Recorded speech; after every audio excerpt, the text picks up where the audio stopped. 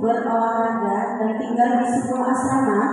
Siswa tersebut bernama Obi dan Dennis. Obi dan Dennis adalah sahabat sejati. Mereka selalu belajar dan berolahraga bersama. Olahraga mereka adalah bulu tangkis, sebab mereka ingin menjadi seorang pebulu tangkis yang hebat. Setiap hari libur mereka selalu menyempatkan berolahraga karena olahraga sangat baik bagi kesehatan. Dennis yang suka tidur dan ngorok membuat Obi jahil kepadanya. Selalu ada kelucuan-kelucuan yang mereka ciptakan dalam kehidupan, mulai dari berebut handuk sampai sobek dan saling mendorong dan lainnya. Berikut kita panggilkan dengan nomor